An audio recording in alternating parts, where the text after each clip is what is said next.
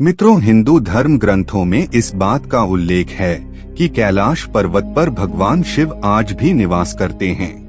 हिंदू धर्म के देवी देवता सिर्फ पौराणिक कथाओं के पात्र नहीं थे, बल्कि वे ऐसी शक्तियां थे जो पृथ्वी पर अलग अलग रूप में अलग अलग जगह पर मौजूद थे।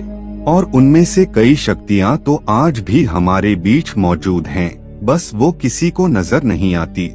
लेकिन इस धरती पर आज भी एक ऐसी जगह है जो पूरी तरह से विज्ञान को चुनौती दे रही है। जी हाँ मित्रों, हम बात कर रहे हैं इस धरती का सबसे रहस्यमयी पर्वत कैलाश पर्वत की, जहाँ स्वयं भगवान शिव के मौजूद होने का एहसास आज भी होते रहता है। इस जन्म में भगवान शिव का दर्शन हो या ना हो, लेकिन उनके निवास स्थान का दर्शन मनुष्य के भाग में जरूर लिखा है। दुनिया की सारी अलौकिक शक्तियों का जन्म इस कैलाश पर्वत से ही शुरू होता है। हिमालय के गोद में बसा यह पर्वत भले ही दुनिया का सबसे ऊंचा पर्वत ना हो, लेकिन इसकी भव्यता इसकी ऊंचाई से नहीं बल्कि इसके आकार में है। शिवलिंग के आकार का यह पर्वत स्वयं में ही एक मंदिर है। इस पर्वत की महानता इसी बात से हो जाती है कि आज तक कोई भी मनुष्य इस पर नहीं चढ़ पाया है, और जिसने भी इस पर्वत पर चढ़ने का दुस्साहस किया है उसे मृत्यु ही प्राप्त हुई है। जब बर्फ से ढके इस पर्वत पर सूर्य की किरणें पड़ती है, तब यह पर्वत सोने की तरह चमक उठता है। तब ऐसा प्रतीत होता है कि मानो कैलाश ही सत्य है और सत्य ही शिव। धरती के इस स्थान पर हवाओं की ध्वनि के तरंगों का कुछ इस तरह से मिलन होता है कि यहाँ आए हुए भक्तों को ओम की अद्भुत ध्वनि सुनाई देती है। धरती के एक और उत्तरी ध्रुव तो दूसरी और दक्षिणी ध्रुव है। इन दोनों के बीचों बीच स्थित है हिमालय, और हिमालय का केंद्र है कैलाश पर्वत, जो हजारों लाखों लोगों के लिए बहुत बड़ा पवित्र स्थान है। पश्चिमी तिब्बत में मौजूद कैलाश पर्वत सतह से करीब 22,000 फीट ऊंचा है। अमरनाथ यात्रा को जाते समय रास्ते में इस पर्वत के दर्शन होते हैं। मित्रों, आपको शायद मालूम नहीं होगा कि कैलाश पर्वत सिर्फ हिंदू धर्म के लिए ही नहीं बल्कि और 3 धर्म के लिए भी काफी पवित्र जगह है। यह पर्वत दुनिया के 4 प्रमुख धर्म को जोड़े रखता है। हिंदुइज्म, बुद्धिज्म, जैनिज्म और दाओइज्म। इन चारों धर्मों में कैलाश पर्वत का महत्व भगवान शिव का अलौकिक शक्ति के रूप में देखा जाता है। और मित्रों, हाल ही में वैज्ञानिकों द्वारा कैलाश पर्वत को इस धरती का केंद्र यानी एक्सिस माना गया है। इस पर्वत पर दिशा सूचक यानी कि कंपास भी काम करना बंद कर देता है। बहुत से लोगों और शोधकर्ताओं द्वारा बताया गया है कि कैलाश पर्वत पर ही चारों दिशाओं का मिलन होता है। यह पर्वत इस धरती के सभी जीव जंतुओं को जीवित रखने के लिए वातावरण को बनाए रखता है, और शायद इसीलिए इस जगह को प्राकृतिक शक्तियों का भंडार कहा जाता है। दुनिया की सबसे ऊंची चोटी है माउंट एवरेस्ट। इस पर आज तक हजारों लोग चढ़ाई कर चुके हैं, लेकिन हैरान कर देने वाली बात तो यह है कि माउंट एवरेस्ट से 2000 मीटर कम ऊंचाई वाले कैलाश पर्वत पर आज तक कोई नहीं चढ़ पाया। किसी भी पर्वत पर चढ़ाई करने में सबसे बड़ी दिक्कत आती है ऑक्सीजन के कमी की। माउंट एवरेस्ट की ऊंचाई 8,848 मीटर का है, और इस ऊंचाई पर ऑक्सीजन की मात्रा काफी कम हो जाती है।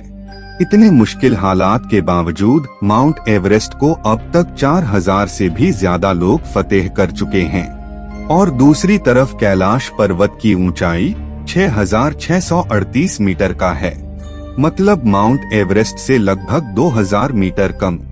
इसके बावजूद आज तक कोई भी इसके शिखर पर नहीं पहुंच पाया। क्यों? माउंट एवरेस्ट के मुताबिक बेहतर ऑक्सीजन लेवल होने के बावजूद लोग इस पर नहीं चढ़ पाते। कैलाश पर्वत पर चढ़ाई करते समय एक खास सीमा के बाद ऐसी घटनाएं होने लगती है कि मानव ये पर्वत हमें वापस जाने की चेतावनी दे रहा हो। ठंड अचानक बढ़ जाती है, मौसम भी बदलने लगता है। ऐसे में जिसने भी इस चेतावनी को अनसुना किया, वो इस पर्वत से वापस नहीं लौटता। हिंदू धर्म की मान्यताओं के अनुसार कैलाश पर्वत को भगवान शिव का घर माना जाता है, और बगैर उनके आज्ञा के कोई उनके स्थान पर आ जाए ऐसा वह होने नहीं देंगे। यानी कि कैलाश पर्वत पर चढ़ाई करना असंभव है। परंतु तिब्बत के लोगों का कहना है कि 11वीं सदी में तिब्बत बौद्ध योगी मिरप्पा ने इस पर्वत पर चढ़ाई की थी और वह सफल भी रहे। लेकिन इस बात को साबित करने के लिए उन लोगों के पास कोई प्रमाण नहीं है। कैलाश पर्वत के बारे में तिब्बत मंदिरों के धर्मगुरु बताते हैं कि कैलाश पर्वत के चारों ओर एक अलौकिक शक्ति का प्रवाह होता है।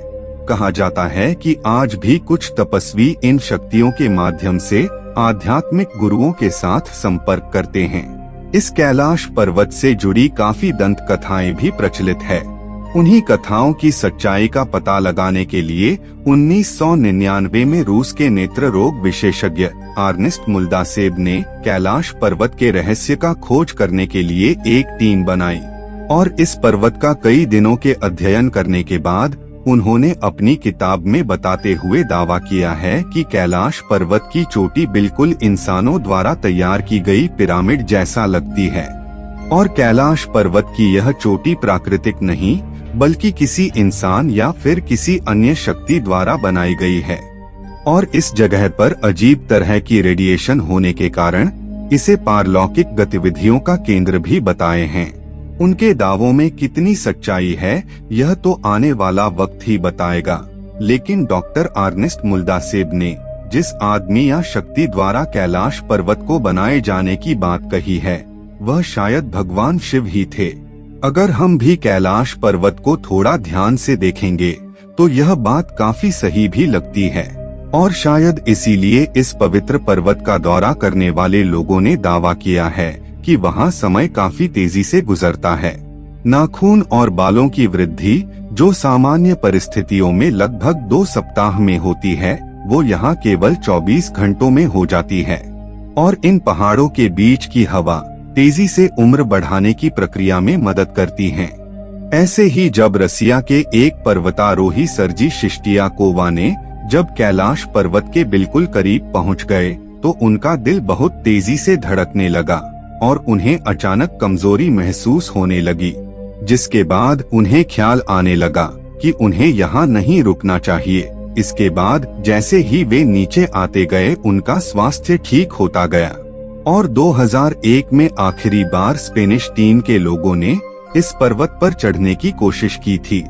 तब वो पूरी दुनिया भर के लोगों के दबाव के कारण उन्हें अपनी ये खोज रोकनी पड़ी और उस दिन के बाद से वहाँ की गवर्नमेंट कैलाश पर्वत पर चढ़ाई करने की अनुमति किसी को भी नहीं दी। कैलाश पर्वत के आकार और रहस्य को लेकर अक्सर बहुत सी बातें होती रहती है, लेकिन मित्रों कुछ प्रश्नों के उत्तर इंसानों की बुद्धि से परे होते हैं। ऐसे में तो एक बात साफ नजर आती है कि हिमालय के पर्वतों के बीच शिवलिंग के आकार का पर्वत ही कैलाश पर्वत है और इस कैलाश पर्वत को एक एंगल से देखने पर शिवजी का मुख जैसा दिखाई देता है।